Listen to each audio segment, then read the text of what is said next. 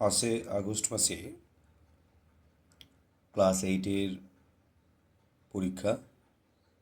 তোমাদের এই পরীক্ষার প্রস্তুতির আমি একটা প্রশ্ন তৈরি করেছি, তোমরা লক্ষ্য রাখো। তো এটা তোমাদের কাজে আসতে পারে।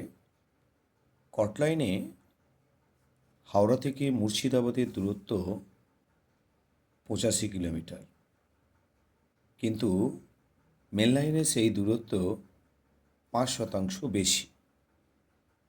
মেন লাইনে হাওড়া থেকে বর্ধমানের দূরত্ব কত? এখানে তোমরা লক্ষ্য করো যে হাওড়া থেকে বর্ধমান এই যে দূরত্বটা, সেটা হচ্ছে 85 কিলোমিটার। এটা কট লাইনে। মেন লাইনে 5% বাড়ছে, তাহলে কত হতে পারে? দেখো, এখানে যদি কট লাইনে দূরত্ব 100 কিলোমিটার আমরা ধরি, তাহলে মেন লাইনের দূরত্ব কত হবে? 5% বাড়ছে, মানে 100-র মধ্যে 5 বাড়বে। তাহলে 100+5 সমান হচ্ছে 105 কিলোমিটার। তো এটাকে আমরা যদি সমস্যার আকারে রাখতে পারি, তাহলে আমরা বলবো একদিকে হচ্ছে কট লাইন আর একদিকে মেন লাইন।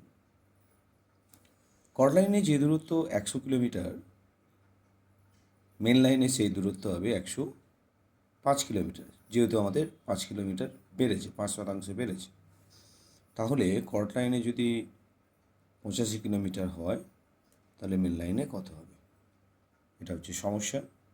তো এখানে লক্ষ্য করো যে কট লাইনের দূরত্বটা কমেছে, তাহলে মেন লাইনের দূরত্ব কমবে। দুটোই নিম্নমুখী। দুটো যদি নিম্নমুখী হয়, তাহলে সেটা হবে সরল সম্পর্ক, অর্থাৎ কট লাইনের যে ভগ্নাংশ, সেই ভগ্নাংশটা আমরা কী করব? উল্টে নেব।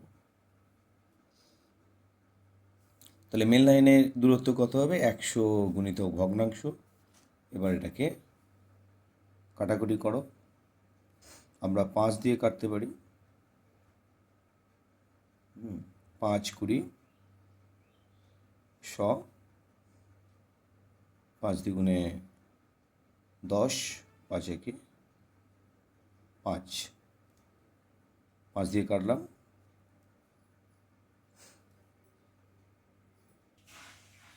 এটা দেখো, 5 দিয়ে কাটো, 4 5 20, আর এটা যদি 5 দিয়ে করো, 5 17 85, 5 17 85। তো দেখো, উপরের কাটাকুটি করা যাচ্ছে না, তো সেই জন্য 21 আর 17 তাকে গুণ করে দিয়েছি। 7 একে 7, 7 দুগুণে 14, আর 21 একে 21, যোগ করলে কত হবে? 7, 4 একে 5, 3 2, 3 আর 2, 2 আর একে 3, 357। 357কে 4 দিয়ে ভাগ করে দিয়েছি। প্রথমে কত যাচ্ছে না, 4 8 32, 3 7 নামলো, 4 9 36, 1 ভাগশেষ, অর্থাৎ 89.14 কিলোমিটার। তাহলে মেন লাইনে হাওড়া থেকে বর্ধমানের দূরত্ব হবে কত?